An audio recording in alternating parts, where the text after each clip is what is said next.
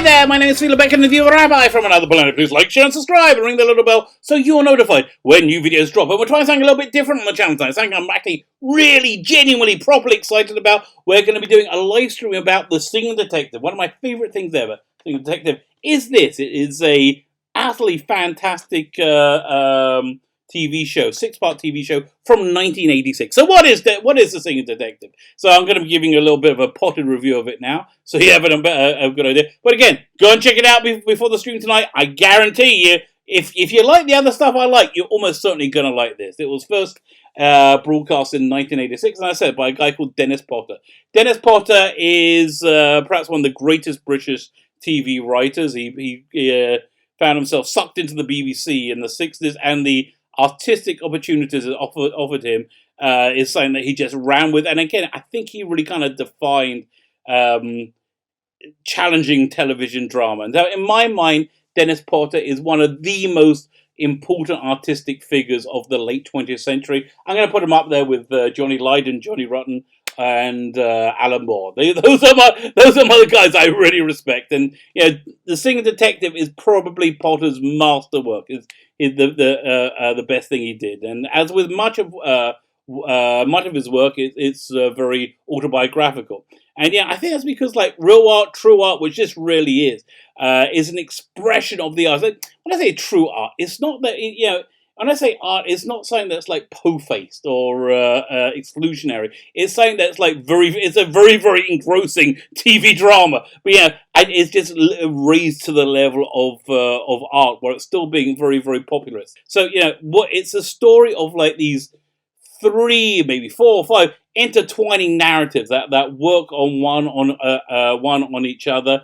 And it deals very much with the porous nature of fiction, how stories can bleed through from an author's mind into the real world. Something that do help bleed through into the real world is you hitting the subscribe button. Can you hit that subscribe button? That'd be fan-dabby double dozy. Thank you very much. I am very, very genuinely appreciative of everybody, each and everybody who does, and I really am. I really genuinely am. I'm kind of pathetically grateful. I like to show my appreciation. I give stuff away on this channel each week. You like stuff, I like stuff, we all like stuff. So stuffing away this week is Doctor Who. 2 stonking great Doctor Who DVDs. We got Peter Davison, Fought to Doomsday, first story he recorded as the Doctor, and The Black Orchid. I was just going to go with The Black Orchid, but it's a 2-story episode. It's a 2-episode story, a little bit light. So I thought I'd give them both away. To win it, all you need to do to win it is subscribe to the channel. Subscribing being the very important part. You want to hit the like button and the share button. Mwah! All those things are fantastic as well. And then leave the hashtag celery. Hashtag celery. We're going to do the prize draw on the Tartar Zone on Sunday. Was it Monday the 6th? Was it 13th? I think around that. I don't know. Look at your calendar. Sunday this week on the Tartar Zone.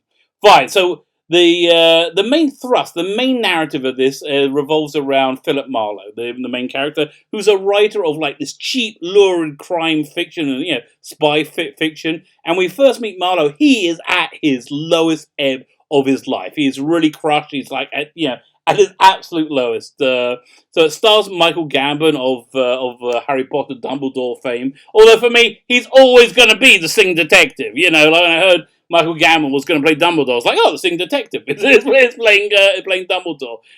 And he's just fantastic. He just lives an incredible performance. He plays multiple roles within it, and there's no point, even through the multiple roles, that you are taken out of the drama because you think he's made an inauthentic acting choice. Again, just a masterclass in how to do television acting. And the praise that praise applies to the entire freaking cast. All of them are just pitch perfect. I remember at the time the main villain of the piece, sort of quasi villain, is played by Patrick Malahide.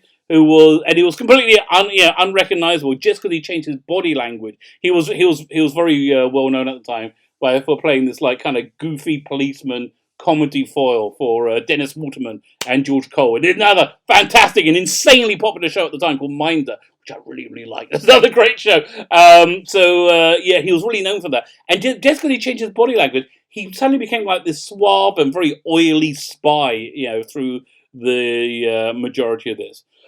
So Philip Marlowe has this crippling and totally disgusting skin disease covering his entire body. He's had it most of his life, but now it's blown completely out of control. He's hospitalized and he's unable to move and function, and he's in severe pain for most of the time. So the setting for this whole story is a national health hospital and the ward he's in, and it very much reflects the mid-80s of the time. Yeah, you get like this incredible cross section of British society, and all these little characters are like so incredibly well drawn from just a few bits of dialogue and interaction. Again, this is a master, a master at work. Dennis Potter is absolute master at his craft. And again, this part is very autobiographical. Potter had this skin disease. I think a similar one. I mean, this is much more advanced and severe, I think, than Potter ever had. At least, I hope it is. But again, yes, the characters you've seen there just must be for the characters he observed from his times in hospital dealing with this. And what makes this narrative thread so compelling? Above and beyond the plot, which is you get really invested in very, very quickly. You get invested in it because the characters are very well drawn. But the character that's really well drawn is Marlowe, and he's really interesting. He's like this sardonic, highly intelligent and lyrical man who's very, very, very funny, and also gives like this bitter and angry commentary on everything and anything that's going on around him. And so his deteriorating physical condition opens the door to the story engine, which allows Marlowe to hallucinate and go into different narratives. So the other main narrative of this is the post-war spy thriller novel that he wrote, The Sing Detective. And again, all the cast have several roles in it, and if they play like a good character in one setting, they're going to be a good character in another. If they play a villain in another setting, they're going to be a villain, in all of them. And again, the spy thriller bit just completely engrossing. I would have liked that in of itself. They did it really, really, really well. There's a great moment early on. I think it's when you first meet Marlowe and he's being wheeled down a corridor by an orderly in the hospital, and at the same time he's writing the story in his head because he can't type it, so he's just like saying out like full stop.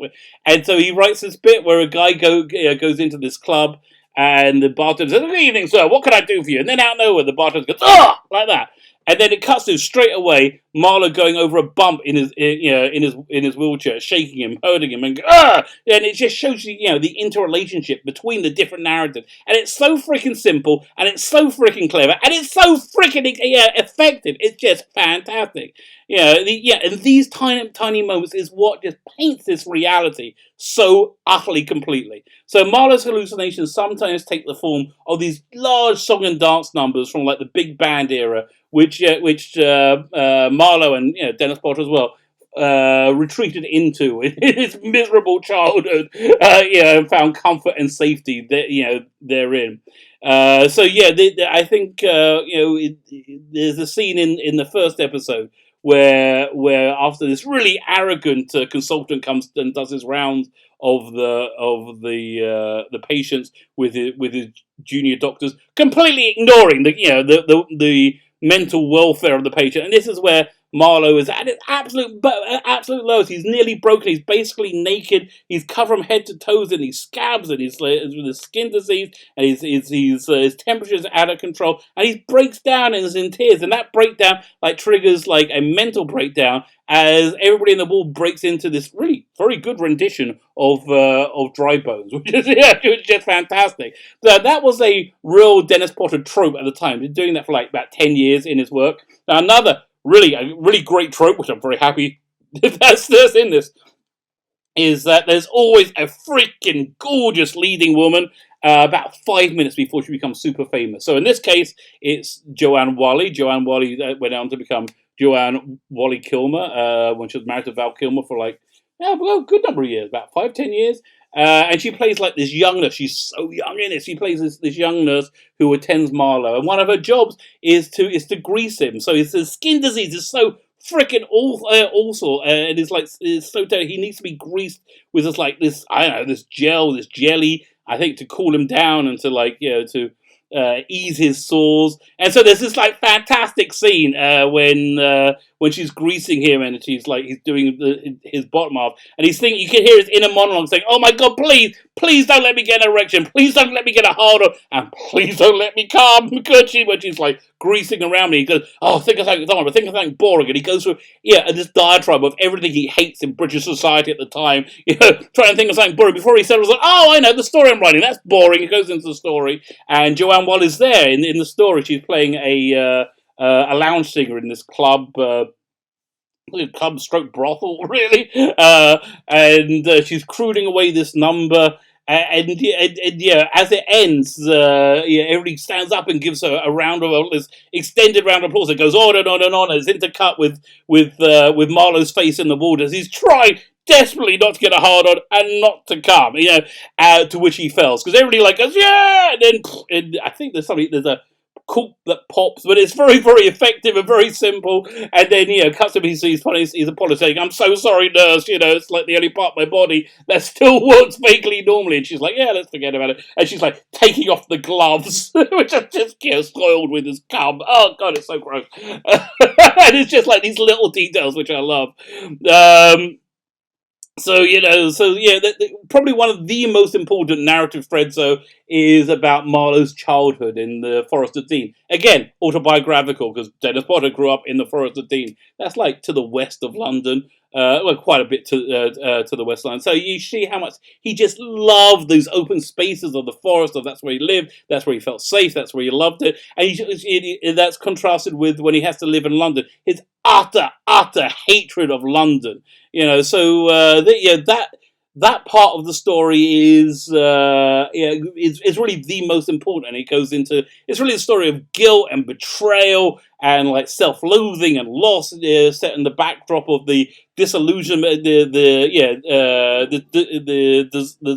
dissolving marriage of his parents, and it ends up leading to this massive personal tragedy. And really what it is Potter working through his own neurosis on screen in this lavish, and for the time it was freaking lavish production that you can tell the BBC is just so incredibly proud of, and quite rightly so. So weirdly, this utter gem has been somewhat forgotten in today's TV landscape. It's way beyond time that it should have got a Blu-ray release with tons of extras. It should have this really big documentary doing a retrospective exploring how it was made, how it was made, and the results of it being the after effect. It should have an in-depth interview with Matthew Sweet who's been doing a great job on the Doctor Who, the classic Doctor Who Blu-rays. An in-depth interview with Michael Gambon. That's the sort of level of love and respect this production should have. And there's this perception that this is really, it's too highbrow and too artsy fuzzy, but no, it's really not. This is as much for your average bloke who likes just good, well-written television as anybody else. It's not. It's just simply beautifully written, intricate story, and it's a complete story as well, which is I just found fantastic. And it's stuffed with three-dimensional characters who you care about and you root for, and a cast that's just giving the best performances possible at the top of the game. If you haven't seen it, guys, go and check it out now. It's on YouTube. You can find it. I would go ahead and order the DVD because it's really just fantastic. I can't recommend it strongly enough. I really hope you come back and join me tonight for the live stream. We're going to have a panel discussing it. My name is Peter Davison, the Rabbi from another planet. Please like, share, and subscribe, and ring the little bell so you are notified when new videos drop.